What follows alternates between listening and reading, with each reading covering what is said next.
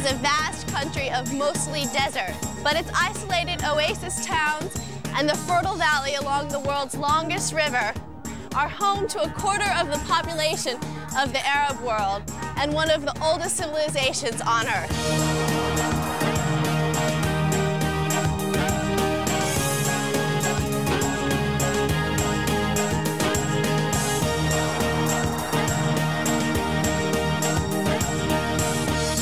Egypt, situated at the northeastern corner of Africa, is over 95% desert. My journey begins in Cairo. I then travel into the western desert via El Alamein to the oasis town of Siwa, from where I head south for a 5-day desert trek ending at the city of Luxor. From there I'll travel to Aswan before ending my visit at the ancient site of Abu Simbel.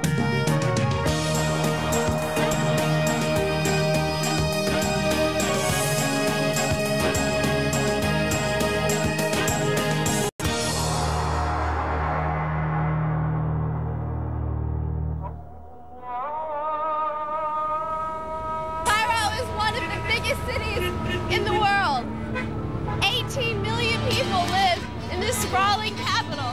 Sorry. And judging by this downtown traffic, that is definitely not hard to believe. It can be an adventure just getting on a bus and finding your hotel.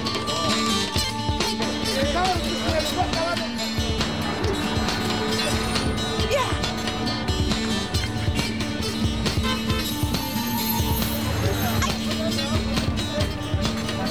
I did it. Oh.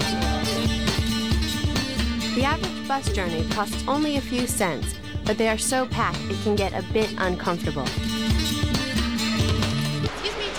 If you ever get lost on the street, there's no shortage of strangers who will help you out.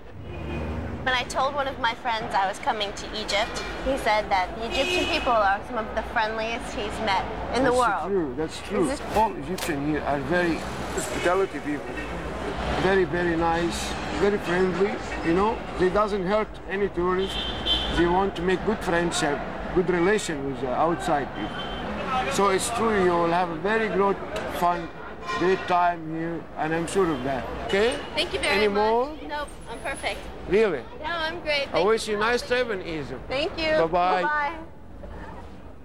The Dahab Hotel in downtown Cairo has been built on the roof of an old colonial building, and you need to travel 7 floors up in a lift that seems to date back to the time of the pharaohs.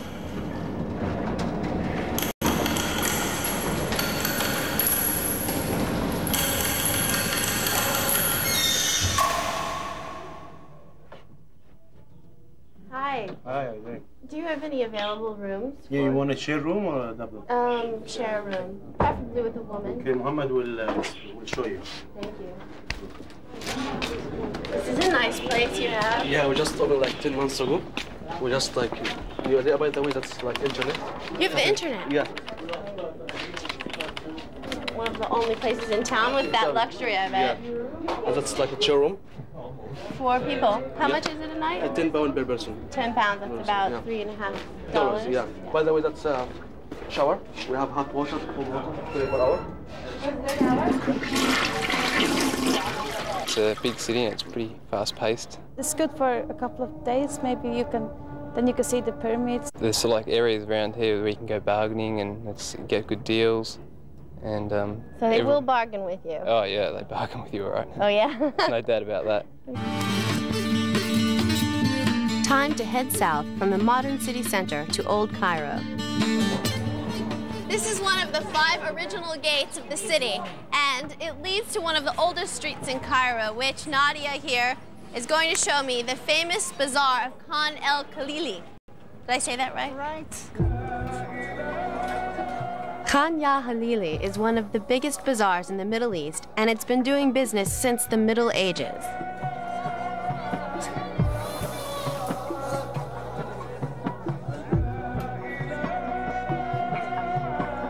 Wow. Yeah. Foxes. Little teeny cute hedgehogs. But just got to have a hedgehog for the den. Women traveling in Egypt, what would you advise us as foreign women what to do and what not to do? Don't be too friendly. Don't let people harass you too much. Just be firm. When you notice that somebody is following you, you just stop and say, what are you doing here? How about clothing-wise? You shouldn't show too much of your arms or of your neck, of your back, of your legs. I mean, shorts in this area would be very difficult. It would be. Yeah. You'd kind of be asking for more harassment.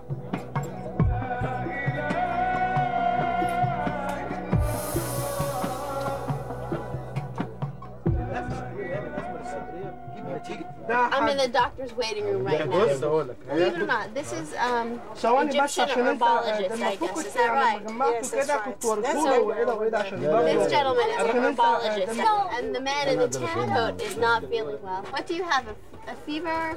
Yes, I have this small fever. Small I think that the most point is my belly. Small fever. And my belly was very Very hard. upset. The doctor here makes you different kind of things here, and this is all herbs, you know, they all mix it up together and you boil it like tea. You should make 1 cup, because this is clean everything in the stomach and give you the energy back again. Inshallah. Inshallah, this is the best word the tourists have to say. Inshallah God means will. if God willing. Yes, that's correct. They say it all the time after, you know, see you tomorrow, inshallah. Yes, because you never know That's what's it. going to happen to you. And welcome to the spices market.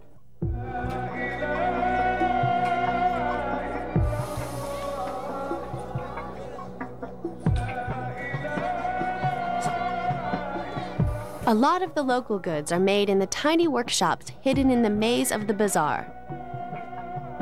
They're really beautiful. Tent makers. Tent makers. Yes. Used for special ceremonies such as weddings or funerals sometimes. You call them quilts, but they are not. In my home, we would put it on a bed or on the wall and use Maybe it as so. art, but you're going to use it. We can use it also on the wall as a decoration, but These men make them by hand. Yeah, the all it's by hand, not machine. How long does it take to make one that large? It's 2 months. 2 months. How much is it? 600 pounds. 600 pounds. 600 pounds حتة واحدة? Are you trying to bargain? Yes, of course. Can we go for 500 pounds? 550 is fair. That's about 150 US dollars. I think it's worth it. It is worth, but When you visit a mosque, you must be prepared to take your shoes off or cover them with canvas slippers. Cairo is known as the city of 1,000 minarets. The mosque at Ibn Tulun is one of the largest mosques in the world.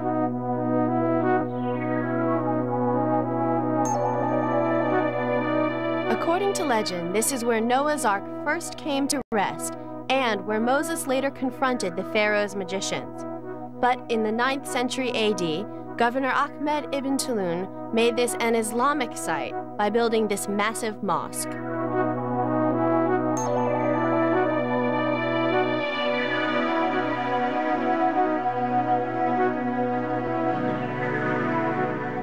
Cairo is the biggest city in the Arab world, and its continually increasing population is overwhelming this already chaotic city.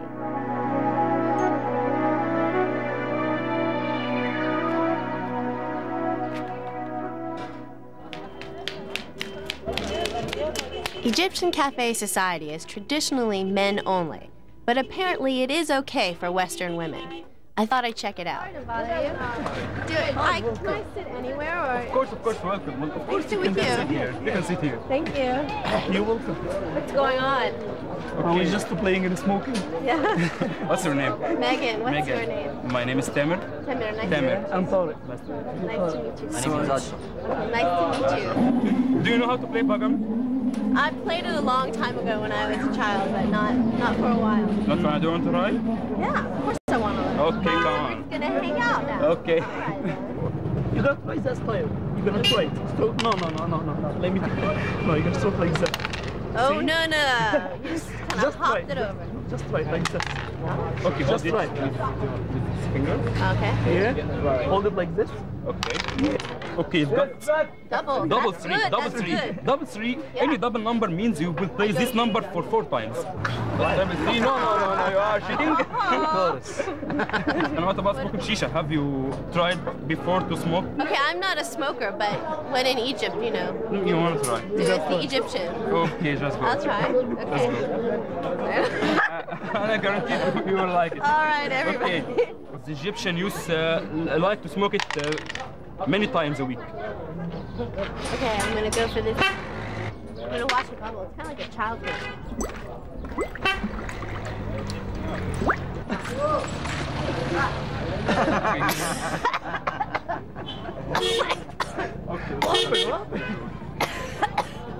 I'll be okay, thank you. I'm just joking to death.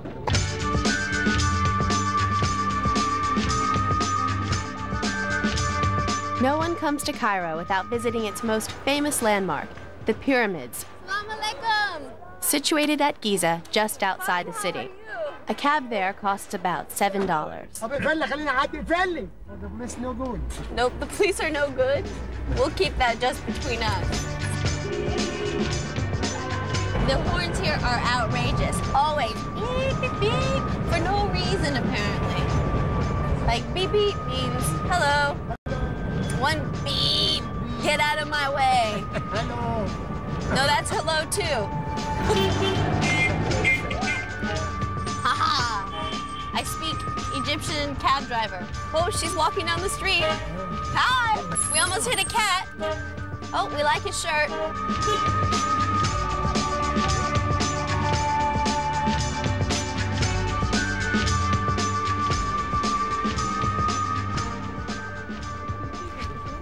I've been told that there is an amazing vantage point to see the pyramids just up there.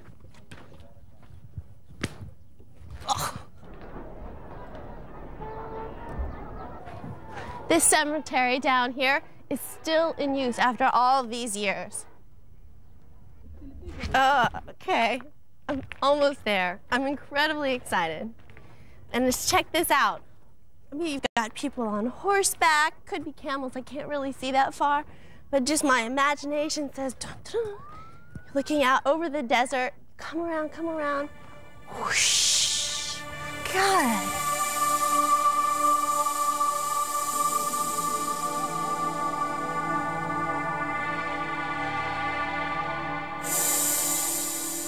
These are the Great Pyramids. They were built as tombs for 3 pharaohs. The first one for Cheops, the second for his son Khephren, the smallest one for his grandson, and the little one is for his wife. They're the first in a string of 70 pyramids that run all the way down the Nile to the Sudanese border. It took a workforce of hundreds of architects and mathematicians and hundreds of thousands of workers to build them. Evidence suggests that the first one took 30 years to build, and they were all originally covered in smooth limestone. You can get an idea of that by the top of Khepren's pyramid.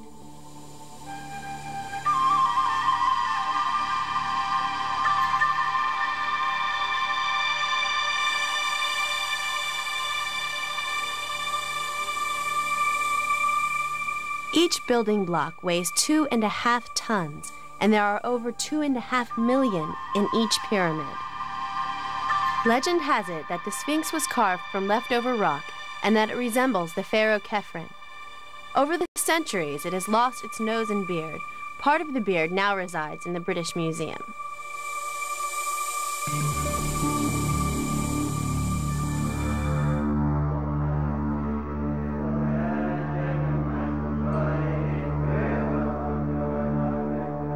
Although now largely Muslim, Egypt was one of the first places for Christianity to take hold, and 3 hours southeast toward the Red Sea coast is the ancient Christian monastery of St. Anthony's.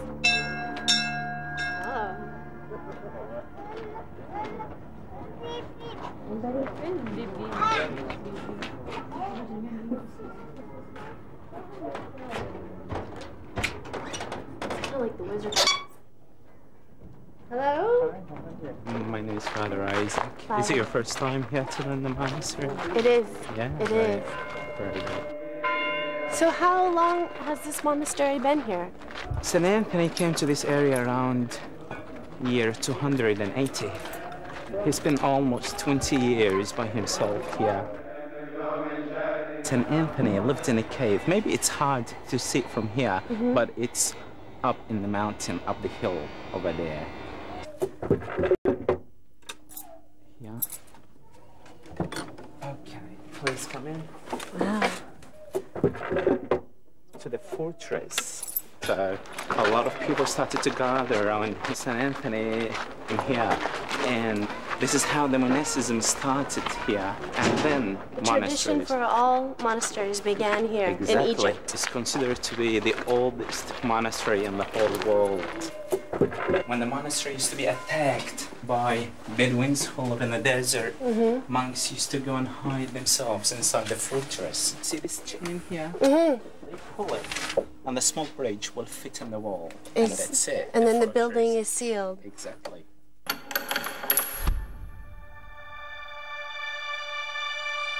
Apparently there's a monk named Father Lazarus who still lives the hermetic lifestyle that St. Anthony lived. And I think his cave is somewhere up there.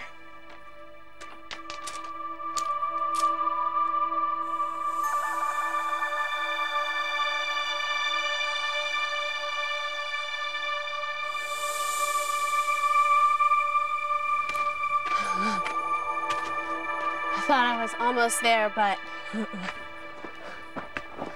that must be it just up that incredibly steep ridge. Here I go.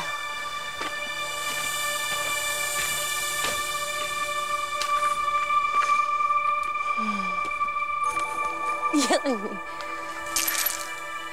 Like there. This way. Hi. Hi. I'm Megan. Father Leslie. Nice to meet you, Father. When I came here, none of this was here. It was just the inner cave. I show you. Let's see. I show you because there's something very...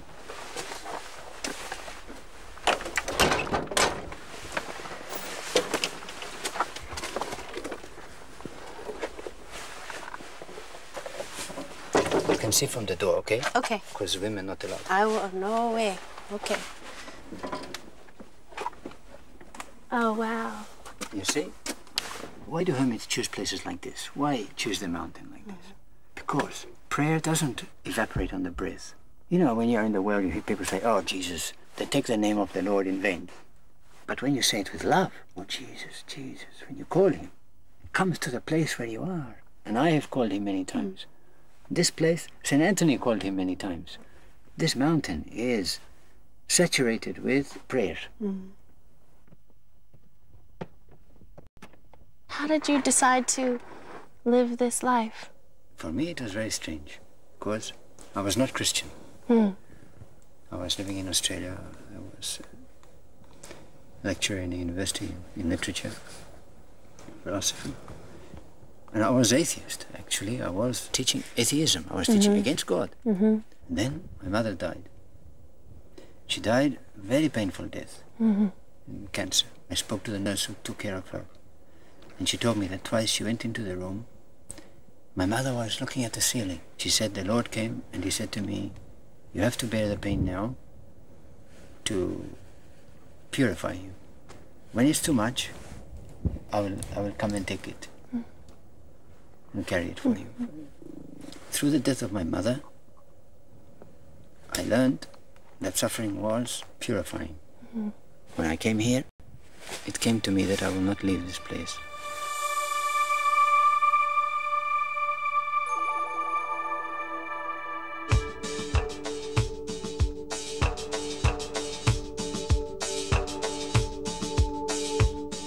Miles from Cairo, through the western desert, is the remote oasis town of Siwa. On the way, you can stop off at the war cemetery at El Alamein. The World War II Battle of El Alamein claimed the lives of tens of thousands of young men on both sides of the conflict. And 1st of November 1942, J. Brett, the Seaforth Highlander, 2nd of October 1942, age 21. S.N. Barron, 1st of September 1942, age 29. I am Temlet, 30th of August 1942, age 25. J. Theis, 27th of August 1942, age 18. Age 18. It's pretty startling to stumble across this cemetery in the middle of the desert on my way to Siwa. I wouldn't expect to find this in Egypt, but it's commemorating the soldiers who fought for the Allies in World War II. And it always stuns me how young my contemporaries, you know, who would have been fighting. Really beautiful.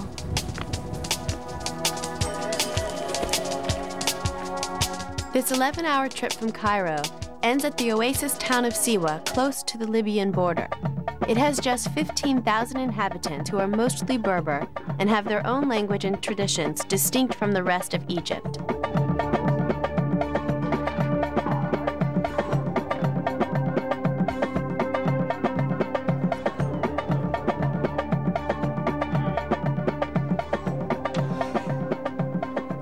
In the past, travel to Siwa was restricted because of troubles along the Libyan border. But now access is easier and tourism is growing. Welcome to Siwa. Thank you. You up every day in morning too early, yes? Every day. Yes, early. no, in Siwa, no. No? Oh, no, in Siwa, everything slowly, every time you happy. Egyptian time, slowly. Yes. Well, can we go upstairs? Yes, you can go to upstairs, show your room. Yeah. Okay, you can take your luggage. I got it. Yeah. All right, then. Yes, come on. Insist. Yeah. Thank you. Welcome. Yeah. Bismillah. Oh, welcome. Thank you. What a nice room. Yes. I like it. Yeah. What a strong wind. Yeah. Yeah. So welcome to This Siwa. is a great place. Yeah, yes. Is it like you see sunrise from here? My own sunrise? Yes, yes, very quiet. No many car, no many people, no many factory. Check out all those palm trees out there. Yes. I love it. Yeah. It's an oasis. Yes. Yes. I love it. Yeah. Well, I want to explore, but first I want to sleep. Okay. See you later. So. Okay. Okay. Bye bye. Thank you. See you later. Okay. Bye bye. Bye bye. Good night. Good night.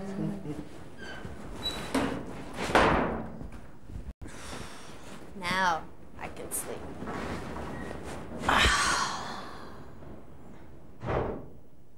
Go away.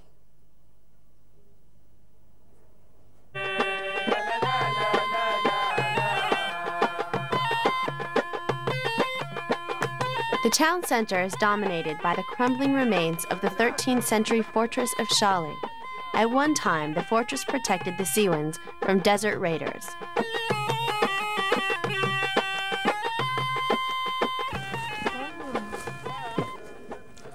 Hello? Assalamu alaikum. Hello. Hi. Hello. What is this place? What are you doing? خدمة خدوم بازمور. بعدين خدمة خجلة وسخيجة عبر مخبور فحط خدمة كده فبدو خيه تزعيمة. You're pressing olives. كرخت سداي أمسى أتمنى وأمسى. Yeah. وأمسى بلعلو. So inside all of the burlap are olives that he's pressed from there. Wrap them up. You want some help? Want me to help you? Siwa is famous for its dates and olives. This man produces olive oil in an ancient press and uses it to trade for other goods. He says he even pays his rent with it. Oh, it's juicing. It smells really good. زيت المعدن مسوكلت على ما يرام ومنته شمقراقة نتو. Thank you. اتشا. Okay. So. Drink it. Oh, okay. شو النوبة؟ اسوى نوبة. Lots of nice. It tastes good. Okay. حلو. Very nice. Thank you very much. Thank you. No, I thank you. Shukran.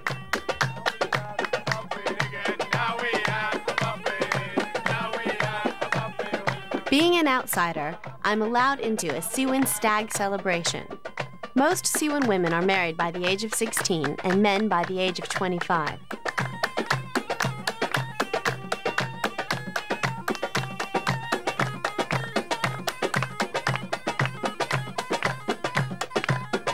Tradition is respectfully observed and the marriage ceremony can go on for 7 days.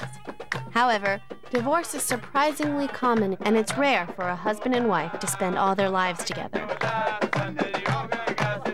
The marriage itself is performed behind closed doors, but when the sun goes down, people come out to party.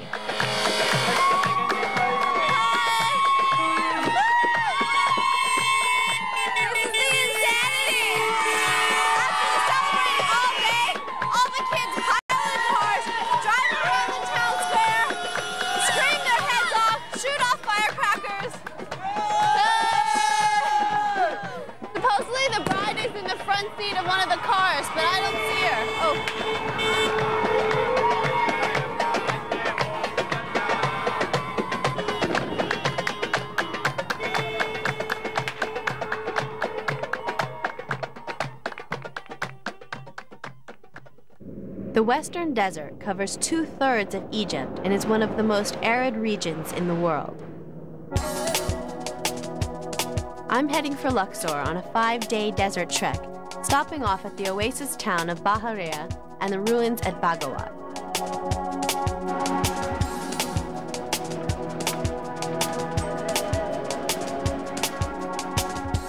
If you travel with a group, a trip like this costs about $80 each per day, which includes all your food, water, and accommodation.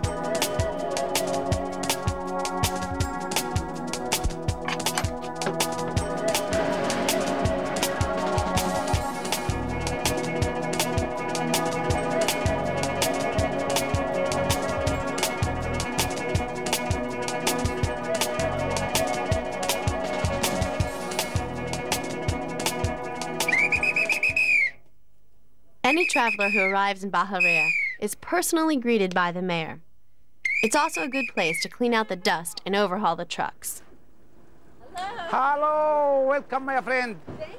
Hello, كيف الحال؟ كيف الحال؟ قلت كويس الحمد لله كويس الحمد لله. Welcome Bahariya. Welcome America.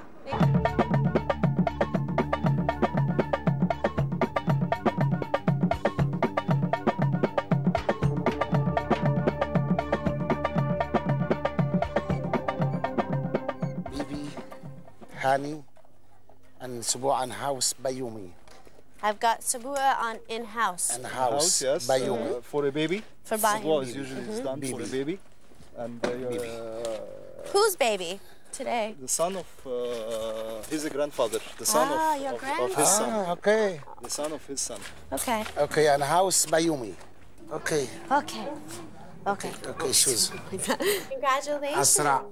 Who's mommy? Asra, Asra, Asra. In the past, the infant mortality rate here was so high that the birth of a new baby wasn't celebrated until it had survived at least a week. Whoa.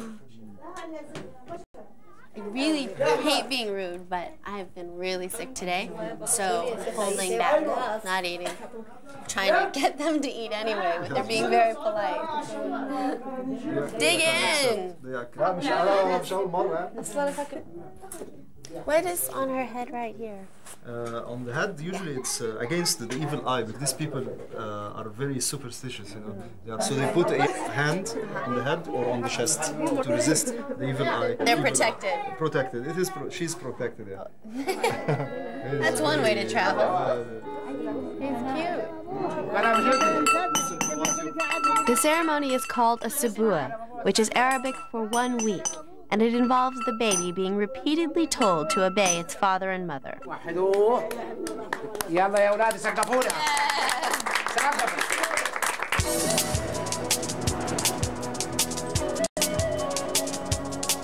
Outside a handful of oasis towns, Egypt's vast desert wilderness is virtually uninhabited, and sources of water can be hundreds of miles apart.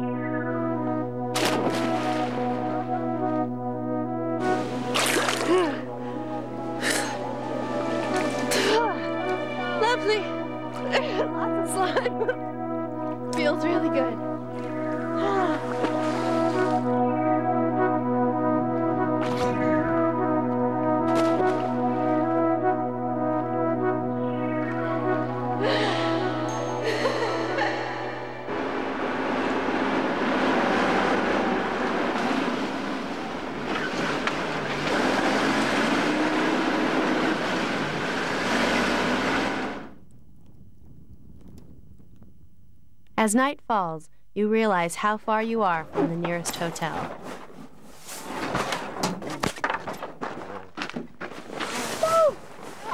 Home, sweet home.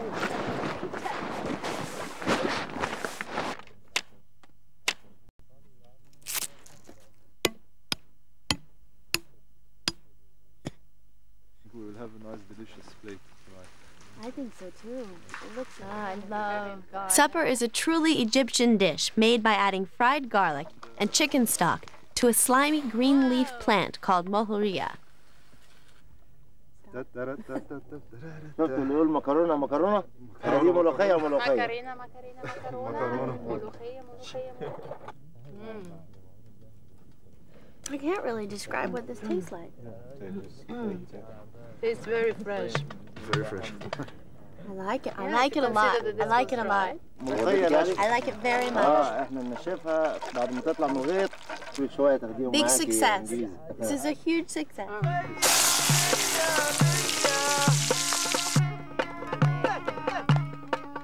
The evening's entertainment is a night of singing and dancing around the campfire, provided by the guides.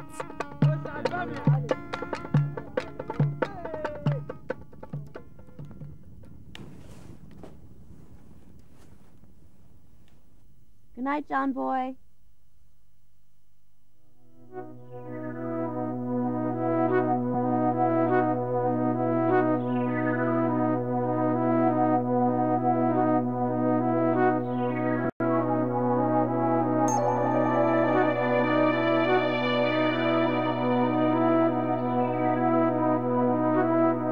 The White Desert is a 16-mile stretch situated about 120 miles south of Baharea. The area gets its name from its landscape of huge chalk towers carved over centuries by wind and sand.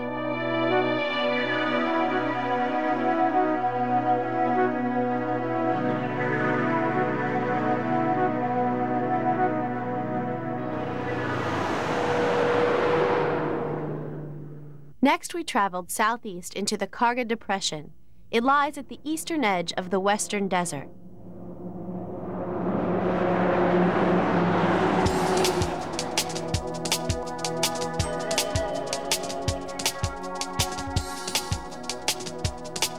We are heading for the historic ruins at Bagawat, on the ancient trading route once inhabited by the pre-Islamic Egyptian Christians, known as Copts.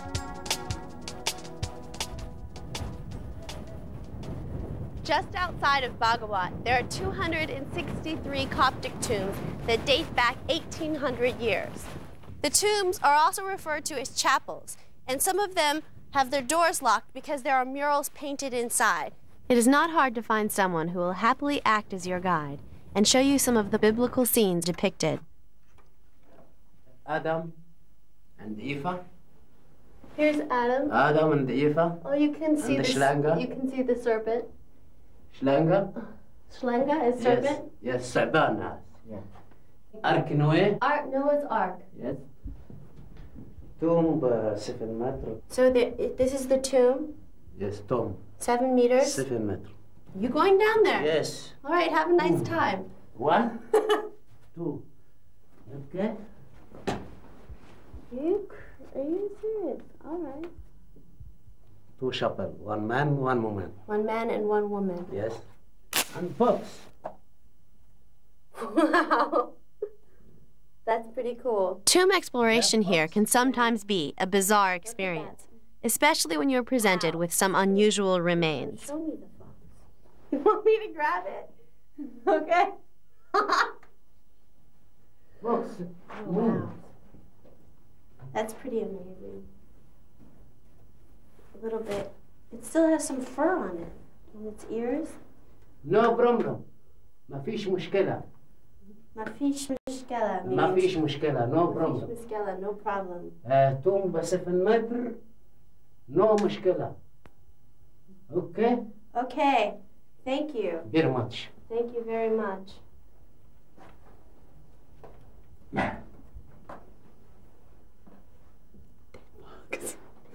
Mummified fox. Ribs. Little hair left over.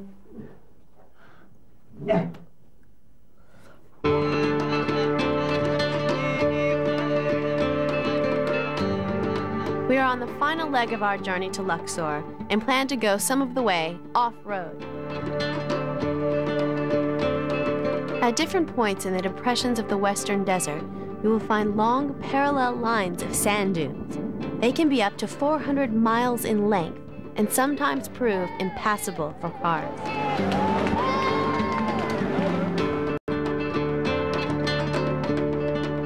If you're going to make a trek like this, make sure you travel with an experienced outfitter, as you'll be covering huge distances in a very remote region. No matter who you make the journey with, you'll be pretty relieved to arrive in Luxor. I didn't have any meat while camping in the desert, so tonight I am having an excellent Egyptian spread with bread and tahina, okra, rice with macaroni, and lamb chops. It's so good.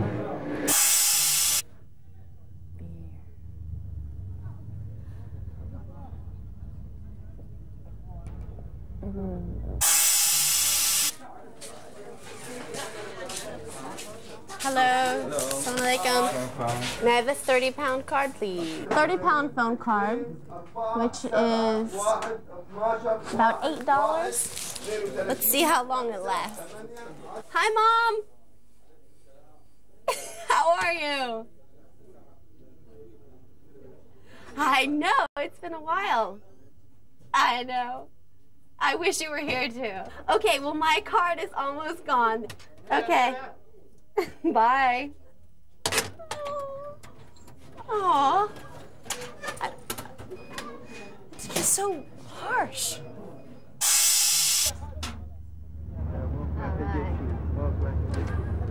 Assalamu alaikum. How much is it? 1 pound. 1 pound? Yeah. Luxor is divided into half by the Nile, the East Bank, which is where the main city is, and the West Bank, which is known as Monument Valley. You can take a local ferry across, costs about 34 cents, and you can kind of talk to the locals. Hang out. Salam alaikum. Salam alaikum. Luxor's West Bank is home to the Valley of the Kings, and after the pyramids at Giza, it's the most famous location for visiting Egypt's pharaonic civilizations.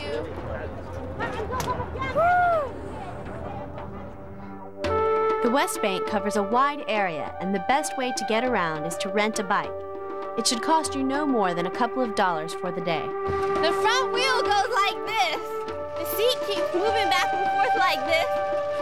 And the tire goes like this. But there are so many friendly people waving at me. How are you? So, nothing.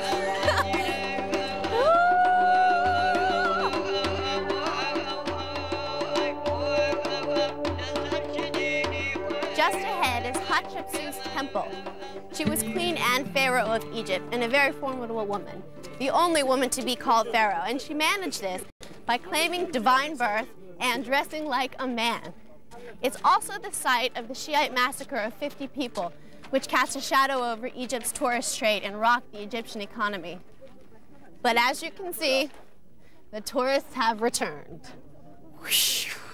Understandably, the Egyptian authorities have now invested heavily in security at all the major sites. Just around the mountain is the famous Valley of the Kings. The whole area is a working archaeological site with new treasures being uncovered constantly. Dr. Madir agreed to give me a tour. Technically an technical term, Egyptologist. an Egyptologist. Yes. How long have you been involved in working in the Valley of the Kings? Well, in the main part of the valley, which we're in right now, I've been out here since 1972. What was in this area originally? What was it like when you first came to the Valley of the Kings? Certain tombs, which even then were tourist attractions, would have gates, locks.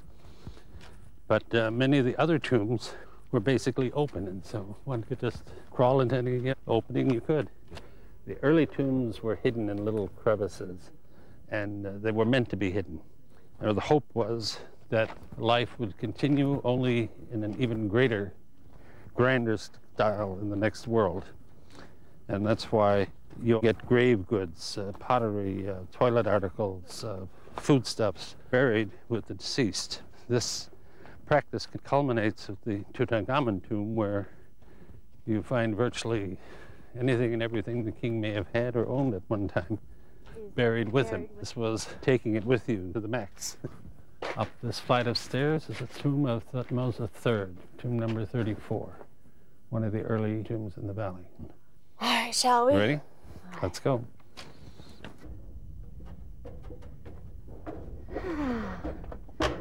Here to the left is a very narrow entranceway. Wow, it's very severe. This is the tomb of Thutmose III, one of Egypt's most famous pharaohs, and a very unusual tomb. So when they were digging in here, they literally had to kind of carve out this entranceway?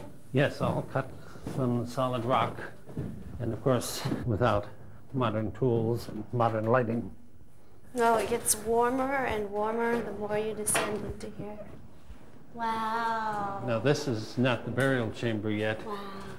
But here is first more or less fully decorated chamber, and you have essentially little stick figures. They're carrying like an arrow, and they've got sun discs for heads. There are literally hundreds of these figures from the netherworld and connected with the constellations. Wow. You see, these early tombs are very narrow, not meant for people my size. Really hot. And this now is the burial chamber.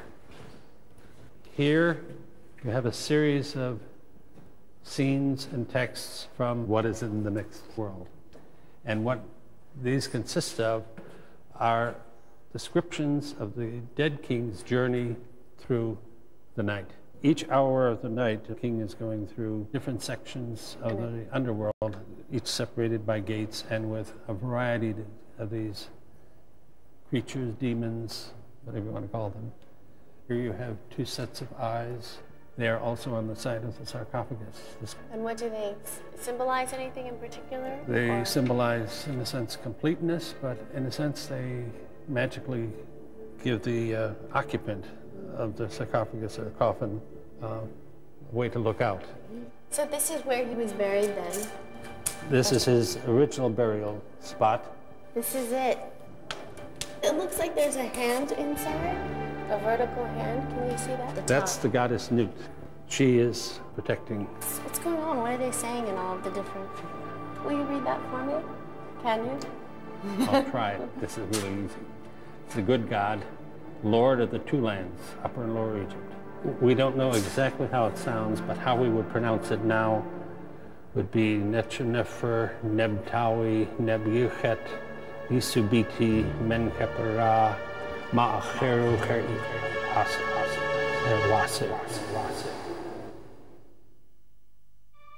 And if you want the most spectacular view of the entire area, you have to get up at the crack of dawn.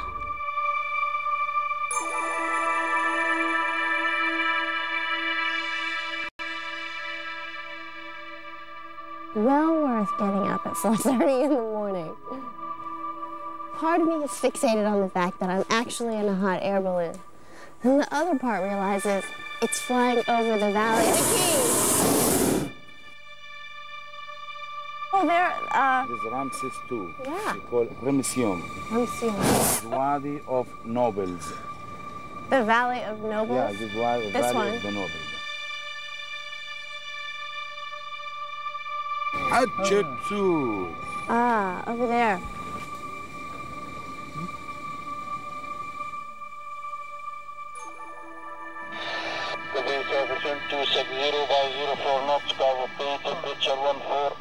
Luxor Tower calling in. I request to cross the Nile, near the car. We are not clear to cross the Nile. We're radioing to Luxor Tower, and they denied us permission to cross the Nile.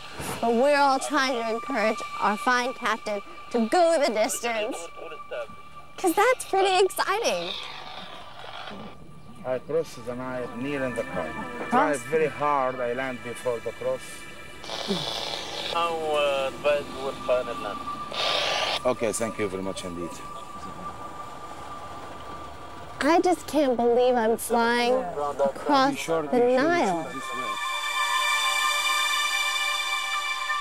A trip in a hot air balloon over the West Bank will cost you $300. The final leg of my journey takes me to the southern end of Egypt to Abu Simbel, by the Sudanese border. I traveled by road to Aswan and from there took a short flight.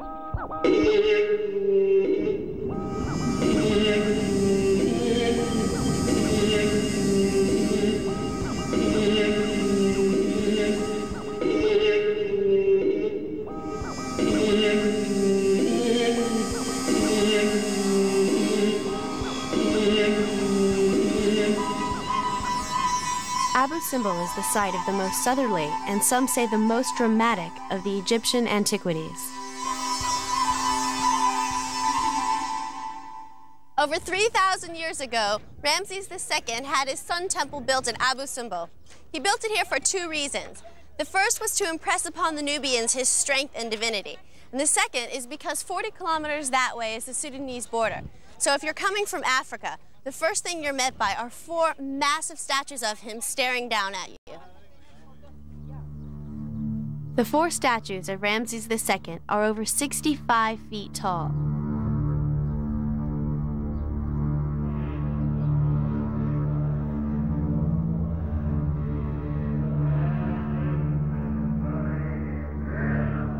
This temple has always been a major tourist attraction, but it was threatened to be lost to posterity by Lake Nasser submerging it completely. So actually it was moved block by block and put up here 65 meters higher, 200 meters in, completely reconstructed in a brand new man-made mountain.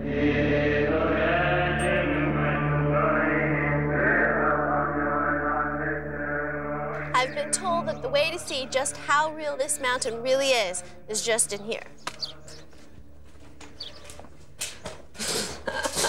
Cement blocks, wire, electricity. This is incredible. This is the inside of the mountain that's supporting the 4 statues of Ramses out there. So this is part of the old temple itself right below me, and they've created this whole domed building to support it.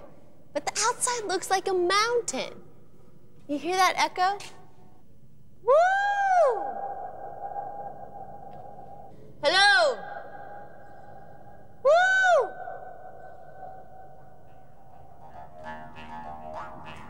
I'm at the end of my journey at the southern gateway into Egypt, and it's been unbelievable.